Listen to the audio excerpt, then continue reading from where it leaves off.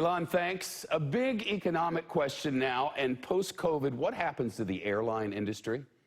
Air travel demand over Thanksgiving was down about 60% from a year ago. Sarah Nelson now, president of the Association of Flight Attendants.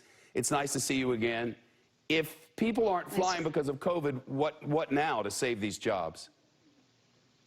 Well, let's be really clear. Travel was down 60% over the Thanksgiving holidays, but it's down to half of that during the week. There's no business travel going on.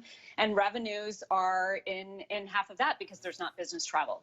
So we are experiencing a crisis that is bigger than all the financial crises that the airline industry has faced since airplanes first took flight.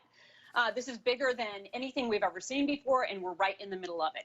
We had an incredibly successful package. As you know, the payroll support program that was put in place in March was negotiated between the unions and management before we went to the Hill. And we made sure that all of that money would go to keeping workers in their jobs, keeping the airlines flying to all the cities that they serve before March 1st, so continuing that critical infrastructure, and making sure that there's no cut to hourly rates to those employees, while also capping executive compensation and banning stock buybacks and dividends. This was the most transparent, most successful package of all of coronavirus relief, and it's supposed to be the template that can be used for every other industry. But we have been waiting for this common sense legislation that right now would get 95 votes on the Senate floor if it were there for a vote. And we have been waiting for this to get passed since August. And in the meantime, hundreds of thousands of workers have lost their pay.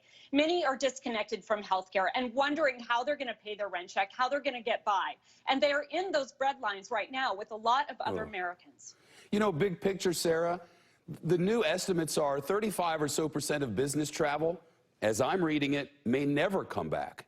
Is your industry changed forever, period? Shep, you know, what we need to do is attack this virus. Having questions like that in the middle of this crisis is putting the cart before the horse. Our experience is that any time that people are more connected by technology, they want to be together sooner. We're going to have the airline industry rebound. And the first time someone gets a business deal because they went there in person, trust me, it's going to get back to normal. But we need to distribute that vaccine, as you said, and that takes the people, the planes, and the routes. And right now, we do not have those things in place to distribute that vaccine fast enough to meet demand. And that is a critical reason that Congress has got to get this in place this week. No matter your position on relief, pulling for your people, Sarah, it's nice to see you.